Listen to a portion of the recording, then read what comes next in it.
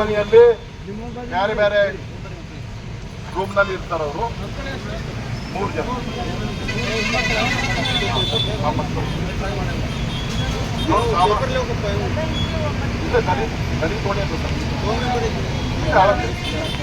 ಬಹಳ ಮಂದಿ ಅರ ಪ್ರತಿಯೊಂದು ಬಡವರು ಒಣೆಯಾಗಿಂತ 10 ಮಂದಿ ಮಾಡ್ಬೋದು ಸದ್ಯ.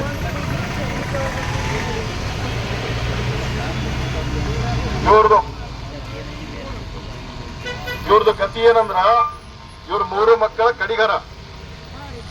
ದೊಡ್ಡವ ಸಾಲ ತೊಗೊಂಡಿದಾರ 3 ಲಕ್ಷ 4 ಲಕ್ಷ 3 ಲಕ್ಷ ಸಾಲ ತಗೊಂಡು 3 ವರ್ಷ ಆಯ್ತು.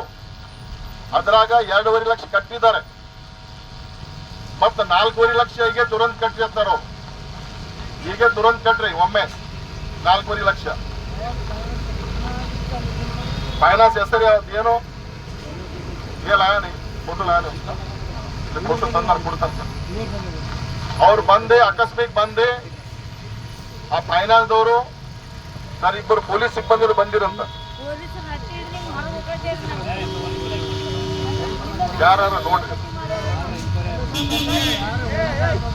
ಅಯ್ಯ ಯಾರ್ದು ಬರಬಾರ್ದು. ಈಗ ಅವ್ರು ಕಾಕಿ ಡ್ರೆಸ್ ಹಾಕಿದ್ಮೇಲೆ ಪೊಲೀಸರು ಯಾರು ಅವರು ಅವರಿಗೆ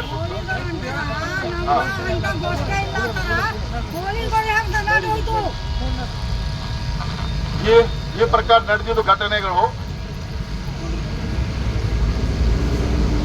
ಇಲ್ಲಿ ಖಂಡಾಳದಾಗ ಒಬ್ಬ ಆತ್ಮಹತ್ಯೆ ಮಾಡಿಕೊಂಡ 4 ದಿನ ಆಯ್ತು. ಅವರು ಅವಮಾನಿತಕಾರಕ್ಕಿದು ಘಟನೆ ಅಂತ ತಿಳ್ಕೊಂಡು ಆತ್ಮಹತ್ಯೆ ಮಾಡ್ಕೊಂಡಿದ್ದಾನ.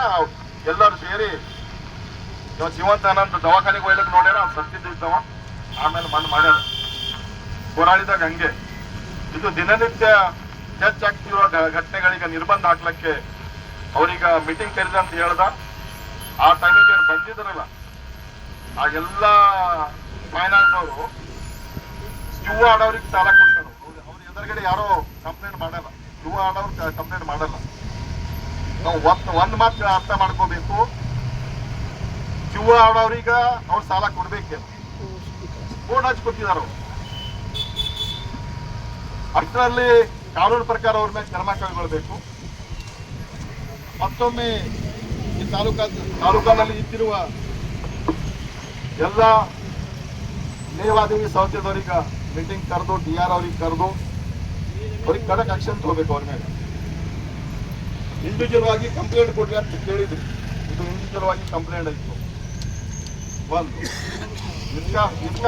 ಇದ್ಕ ಮೊದಲು ಒಂದು ಆತ್ಮಹತ್ಯೆ ಮಾಡ್ಕೊಳಕ್ ತಯಾರಿದ್ದಾವ. ನಾವು ಸರ್ 6 ಗಂಟೆಗೆ ಹೋಗಿ ಅದು ನಿಲ್ಲಿಸಿ ತಿಳಿ ಹೇಳಿ ನಿಲ್ಲಿಸಿದ್ವಿ. ಅವನು ಬಬ್ಲೇಶ್ವರದವನು ನಮ್ಗೂ ಅದು ಚರ್ಚೆ ಆಗಿದ್ದು. ಫೋಟೋ ಹಾಕಿದ್ದೀವಿ, ಸರ್ಕಲ್ ಸಾಹೇಬ್ರಿಗೆ ಹಾಕಿದ್ದೀವಿ, DC ಮೇಡಮ್ ಕಳಿಸಿದ್ದೀವಿ. ಅವ್ರು ಟ್ರಾನ್ಸ್ಫರ್ ಆಗಿ ಹೋದ್ರು. ಇಷ್ಟರ ಮ್ಯಾಗೆ ಅವ್ರಿಗೆ ಹಿಡಿಬೇಕಾಗಿತ್ತು, ಹಿಡಿತಾ ಇಲ್ಲ. ಅದು ದುರ್ದೈವ. ಅವ್ರ ಗುಂಡಗಳು ಅರಂತವ್ರು ಆಸ್ತಾ ಇದ್ದಾರೆ. ಇರ್ಲಕ್ಕೆ ನಮ್ಮ ಒಬ್ಬ ಮಗ ಇಲ್ಲಿ ಗುಂಡಾಗತಿ ಮಾಡ್ತಾರ, ಬಲ್ ಬಿಟ್ರೆ ಏನ್ ಮಾಡಮಂತ ಅವ್ರಿಗೆ ಭಯ. ಅದ ಕಾರಣಕ್ಕಾಗಿ ಈ ವ್ಯವಸ್ಥೆ ಸರಿಪಡಿಸ್ಬೇಕು. ಅಂದ್ರೆ ಈಗ ಮುಂಜಾನೆ ಇವ್ರು ಬಂದು ಹೋದ್ರು, ಲೀಡ್ ಬ್ಯಾಂಕ್ ಮ್ಯಾನೇಜರ್ ಬಂದು ಮನವಿ ಪತ್ರ ತಗೊಂಡು ಹೋದ್ರು. ಅವ್ರಿಗೆ ಮನವಿ ಮಾಡಿದ್ದಾರೆ, ಇವತ್ತ ಇವ್ರು ಮಿನಿಸ್ಟರ್ ಮೀಟಿಂಗ್ ಕರೆದಾರಂತ ಇತ್ತು. ಅವ್ರು ಹೇಳ್ತಾ ಇದ್ರು, ನಾನಂತ ಸ್ವಲ್ಪ ಒಂದು 5 ಮಿನಿಟ್ ಬಂದು ಮನವಿ ಪತ್ರ ತಗೊಂಡು ಹೋಗ್ರಿ, 11 ಗಂಟೆಗೆ ಮೀಟಿಂಗ್ ಅಂತ ಜಲ್ದಿ ಬಂದು ಮನವಿ ಪತ್ರ ತಗೊಂಡು ಹೋಗ್ಯಾರ. ಅಂದ್ರೆ ಈ ಬಡವರೀಗ ಬ್ಯಾಂಕ್ ಸಾಲ ಕೊಡ್ಬೇಕು. ರೈತರೀಗ 100 ರೂಪಾಯಿಗೆ ವರ್ಷಕ್ಕೆ 3 ರೂಪಾಯಿ ಬಡ್ಡಿ ಅದ. ಅದು ವಾಪಸ್ ಮುಟ್ಟಿಸ್ಲಿಕ್ಕೆ ಆಗ್ತಾ ಇಲ್ಲ. 3 ರೂಪಾಯಿ ಬಡ್ಡಿ ಇದ್ದಿದ್ದು ಸಾಲ 100 ಹಂಗ ಡಬಲ್ ಬಡ್ಡಿ ಬೀಳಕತ್ತದ.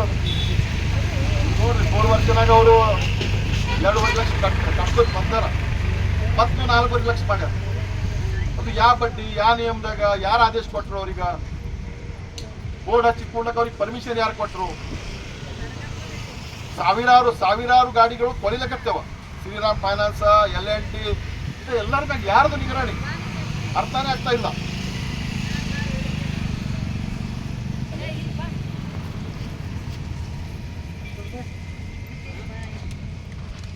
ಆ ಮುಂದಿನ ವಿಷಯ ಇರ್ಲಿ ಇಲ್ಲೇ ತಾಲೂಕಾದಾಗ ಇದ್ದಿರು ಮಾದರಿಪರ್ಗ ಸರ್ಕಲ್, ಗುಲ್ಬರ್ಗ ಸರ್ಕಲ್, ಕರುಣಾ ಸರ್ಕಲ್, ಸರ್ಕಲ್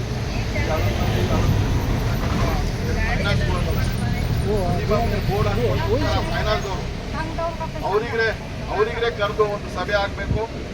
ಅದಕ್ಕೆ ಬಿಟ್ಟು ಮನೇಲಿ ಅಂದ್ರೆ ಬಹಳ ಮಂದಿ ಯಾರ 3 ರೂಪಾಯಿ 4 ರೂಪಾಯಿ ಮತ್ತು ವೀಕ್ಲಿ 10 ರೂಪಾಯಿ ಬಡ್ಡಿಲಿ ದುಡ್ಡು ಕೊಡೋರು ಬಹಳ ಮಂದಿ ಯಾರ. ದಯವಿಟ್ಟು ಇದೂರೇ ಕೇಳಕ್ಕ ಅಧಿಕಾರ ಇರ್ತದೆ. ಅಲ್ಲಿ ಬೋರ್ಡ್ ಹಚ್ಕೊಂಡು ಕೂತಿದಾರಲ್ಲ, ಎಲ್ಲಿ ಅಂಗಡಿ ಇದ್ದಲ್ಲಿ ಪರ್ಮಿಷನ್ ತಗೋಬೇಕವ. ಆದರೆ ಇವ್ರು ಯಾಕೆ ಕೇಳ್ತಾ ಇಲ್ಲ ನಿಮಗೆ? ಎಲ್ಲಿ ಬೇಕಾದಲ್ಲಿ ಒಂದೇ ಟೇಬಲ್ ಮ್ಯಾಗ 6 ಫೈನಾನ್ಸ್ ನಡೆಸ್ತಾರೆ. 3 ವರ್ಷ ಹಿಂದ್ಗಡೆ ನಾನು ಒಂದು ಗಾಡಿ ಬುಕ್ ಮಾಡಿದ್ದೆ 4 ವೀಲರ್ ನಾನೇ.